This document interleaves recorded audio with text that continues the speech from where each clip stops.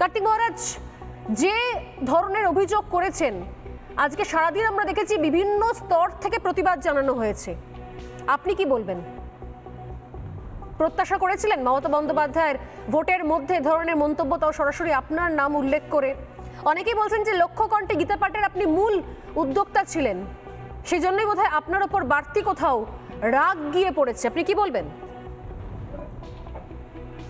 ভীষণভাবে এটা দুঃখিত যে আমাদের রাজ্যের মুখ্যমন্ত্রী তিনি এই ধরনের কথা বলবেন। ভারত সেবাশ্রম সংঘ শত বৎসর যাবৎ জাতি, ধর্ম, বর্ণ নির্বিশেষে মানুষের সেবা কাজ করছে, সর্বজনবিদিত। আমাদের রাজ্যের মুখ্যমন্ত্রী প্রশংসা করলেন না, তার জন্য ভারত সেবাশ্রম সংঘ, রামকৃষ্ণ মিশন, ইসকনের কিচ্ছু যায় আসে। আমরা সন্ন্যাসী, আমরা সত্যের জন্য সব কিছু ত্যাগ করা যায়, আর অন্য কিছুর জন্য সত্যকে ত্যাগ করা যায় না। আমি বিবেকানন্দ বলছি। ভারত সেবাশ্রম সংঘ সন্ন্যাসী যখন দেশ বিপন্ন হয়, যখন জাতি বিপন্ন হয়, যখন ধর্মের প্রতি আঘাত আসে, তখন আমরা সোচ্চার হই। আচার্য স্বামী প্রণবানন্দজি মহারাজের শিক্ষা। আমি কার্তিক মহারাজ সেই আচার্যদেবের শিষ্য, তার মন্ত্রে আমি দীক্ষিত। আমি মুর্শিদাবাদ জেলায় 40 বছর যাবৎ কাজ করছি। 12টা স্কুল চলছে, 4টে হাই স্কুল এবং দুটি বড় বন্যার কাজ করেছি। টর্নেডো যে গোকর্ণতে হয়েছিল তার কাজ করেছি। মুর্শিদাবাদ জেলার হিন্দু, মুসলমান সমস্ত রাজনৈতিক দলের লোক আমাদের চেনেন, সুতরাং তারা আমার কাছে বিভিন্ন সময় আসেন সাহায্য। রিসেন্টলি যা আমাদের মুর্শিদাবাদ জেলায় হয়েছে, প্রত্যেকটা মসজিদের সামনে দিয়ে, রাস্তার ধারে মসজিদ, তার সামনে দিয়ে আমাদের সব যাত্রী নিয়ে যাওয়া হয়, বলহরি বল বন্ধ হয়ে যায়, বিসর্জনের বন্ধ হয়ে যায়। তারা তাজিয়া বাজাবে, তারা ঢাকি বাজাবে, তারা একই ঢাকি একই মুচিকে নিয়ে তাদের মহরম তাজিয়ায় কোনো অসুবিধা হয় না।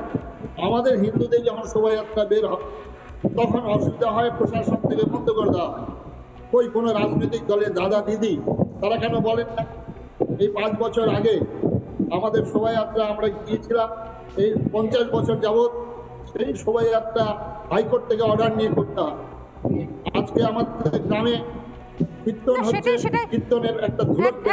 আপনার কথা যদিও খুব স্পষ্টভাবে আমাদের কাছে আসছেন, আমি আবারও একবার আপনার সঙ্গে যোগাযোগ করার চেষ্টা করবো, কারণ সংক্ষেপে একবার আসবো নির্মলা মুখার্জির কাছে।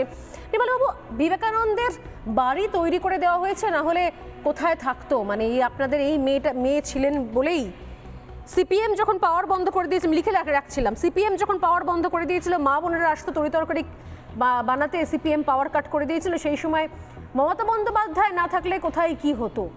তার জন্য বিবেকানন্দের বাড়ি তৈরি হয়েছে। বিবেকানন্দকে বাঙালির মননে বাঁচিয়ে রাখার জন্য মমতা বন্দ্যোপাধ্যায় নিজেকে ক্রেডিট নিতে চাইছেন শুধুমাত্র বাড়ি রিনোভেট করেছেন বলে। টার্গেটে চলে এসছে রামকৃষ্ণ মিশনও। আপনি নিজে রামকৃষ্ণ মিশনের সঙ্গে এত ওতপ্রোতভাবে জড়িত, আমি আপনার প্রতিক্রিয়া জানতে চাইব নির্মলাবাবু। না দেখুন, আমি আপনাকে বলি, মমতা বন্দ্যোপাধ্যায়ের একটা রেফারেন্স ছাড়া কথা বলার অভ্যেস আছে। উনি যেগুলো বলে যান, কিছু কথা মন গড়াত থাকে, কিছু কথা উইদাউট রেফারেন্স বলেন। সুতরাং ওর সব কথা যদি আপনি ধরেন তাহলে মুশকিল হয়ে যাবে। এটা হলো প্রথম। স্বামীজির বাড়ি নিয়ে কিভাবে স্বামীজির বাড়ি তৈরি হয়েছিল সেটা আমার লেখা ছিল। আমি যে কাগজে কাজ করতাম সেই কাগজের সম্পাদকেরও ভূমিকা ছিল, এবং ওই সময় যিনি সাংসদ ছিলেন, এখনও তিনি আছেন, সুদীপ বন্দ্যোপাধ্যায়ের তার যথেষ্ট কন্ট্রিবিউশন ছিল।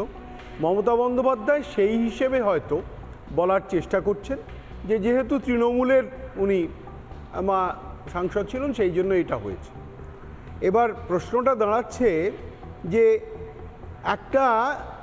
আপনি একটা জিনিস দেখুন, আমি কোনো ধর্মীয় বিভাজন কিংবা রাজনীতির মধ্যে যাচ্ছি না। আজকে প্রাইম মিনিস্টারও ঠিক একই রেফারেন্সে গেছেন। আমাদের সামনে একটা সংবিধান আছে, সেই সংবিধানটা এখন অবধি ধর্মনিরপেক্ষতা কথাই বলা হয়, এবং এটা আশা করা হয় সেই সংবিধানকে শপথ নিয়ে যারা রাজনৈতিক প্রতিনিধি কিংবা জনপ্রতিনিধি হন সেটা তারা পালন করবেন। মমতা বন্দ্যোপাধ্যায়কে আমি যদি ধরেও নিই যে মমতা বন্দ্যোপাধ্যায় একজন ধর্মনিরপেক্ষ ব্যক্তি, এটা আমাকে ধরে নিয়ে এগোতে হচ্ছে। তার কারণ হচ্ছে উনি যে ধর্মনিরপেক্ষ ব্যক্তি, এই বিশ্বাসযোগ্যতাটা উনি তৈরি করতে পারছেন না যে কোনো কারণেই। যেমন ধরুন নরেন্দ্র মোদী যা কিছুই করেন, উনি বলেন সঙ্গে সঙ্গে এই জায়গায় উনি পৌঁছে যান যে এটা একটা ধর্মীয় কার্যকলাপ। একই রকমভাবে মমতা বন্দ্যোপাধ্যায়ের যে কোনো অ্যাকশন ধর্ম রিলেটেড, সঙ্গে সঙ্গে সেটা চলে যায় ধর্মনিরপেক্ষতার আড়ালে ধর্মীয় কাজ হিসেবে উঠে আসে। হ্যাঁ, এটাও তো তীব্র মেরুকরণের চেষ্টা, কি চেষ্টা নয় কি? ভোটের নির্বাচনের মধ্যে ধরনের মন্তব্য যাতে ক্লিয়ারলি পোলারাইজেশন করা, যাতে মেরুকরণ করে দেওয়া যায়, দুই সম্প্রদায় ভাগাভাগি করে দেওয়া যায়। একটা জিনিস নোটিস করুন, উনি কার্তিক মহারাজকে টার্গেট করলেন, এবার সেই সঙ্গে জুড়ে দিলেন রামকৃষ্ণ মিশন, জুড়ে দিলেন ইসকন, ভারত সেবাশ্রম, সব একসাথে গণ। কিন্তু যে কথাটা আপনারা মিস করে যাচ্ছেন সেটা হচ্ছে উনি একটা খুব সাংঘাতিক কথা বলছেন, দিল্লি থেকে সমানে নির্দেশ আসছে। এই যে রেফারেন্সটা কি? এই একই রকমভাবে যখন রাজীব কুমারকে সিবিআই অ্যারেস্ট করতে গিয়েছিলেন, উনি বলেছিলেন এই পুরো প্ল্যানটাই হচ্ছে national security adviser Ajit Doval. কোনো রেফারেন্স আছে? উনি এই ধরনের কথা বলেন না, কিন্তু উনি এই ধরনের, আপনি বলছেন ওনার কথা সবসময় ধরার দরকার নেই, কিন্তু সবসময় না ধরতে ধরতে কোন জায়গায় দাঁড়িয়েছি আমরা? উনি প্রশাসনিক প্রধান, উনি মুখ্যমন্ত্রী, উনি প্রকাশ্য মঞ্চ থেকে বলে দেন হিংসার তারিখ, যে কথা আমরা আজ পর্যন্ত বলতে পারতাম না, বাকি রাজনৈতিক দল বলতে পারে না, বাকি কোনো নেতা বলতে পারে না। ওনার প্রশ্রয় এখন মুর্শিদাবাদের নেতারা বলছেন যে মুর্শিদাবাদে ওরা 30 আমরা 70 কেটে ভাসিয়ে দেবো, ভাগীরথীর জলে ভাসিয়ে দেবো। এই ধরনের মন্তব্য শুনতে হচ্ছে আমাদের আজকে। মানুষ সাহস পাচ্ছে, স্পর্ধা পাচ্ছে। আপনি অনেকগুলো উদাহরণ দিতে পারেন, এর পাল্টা উদাহরণও হবে, আবার তার পাল্টা হবে, কিন্তু আমার প্রশ্নটা তা নয়। আমার প্রশ্নটা হচ্ছে একজন মানুষ যাকে ধর্মনিরপেক্ষ হওয়ার কথা জনপ্রতিনিধি হিসেবে, তিনি সেই বিশ্বাসযোগ্যতাটা তৈরি করতে পারছেন না কেন? আজকে সবাই মিলে, আজকে উনি আমার পাশে বসে বলছেন যে মমতা বন্দ্যোপাধ্যায় হিন্দু বিরোধী। এই কথাটার জন্য তো মমতা বন্দ্যোপাধ্যায় নিজে দায়ী। অ্যাবসলিউটলি বিশ্বাসযোগ্যতা তৈরি করতে পারছেন না তাই নয়, তিনি বিশ্বাসযোগ্যতা তৈরি করতে চান না, কারণ তিনি সংখ্যালঘু ভোট ব্যাংকটাকে সিকিউর করতে চান। এখন তিনি বুঝে গেছেন সংখ্যালঘু ভোট ব্যাংক গুটি গুটি পায় অন্যদিকে যাচ্ছে। আমি কিছুক্ষণ আগে শুনিয়ে দেবো কাসিম সিদ্দিকীর বক্তব্য, তারা ভয় পায় না, আর যুদ্ধ দেখানো চলছে না। মানুষ বুঝে গেছে যে আসলে উন্নয়ন নয়, চাকরি নয়, ডেভেলপমেন্ট নয়, কোনো শুধুমাত্র ভাতা দিয়ে আর সংখ্যালঘুদের ব্রেন ওয়াশ করে বেশি দিন এই ধরনের ভুল বোঝানো যাবে না। একটা ছোট্ট কথা আপনাকে বলে শেষ করছি। এই যে 4 দফা নির্বাচন হলো, বাকি 3 দফা আছে।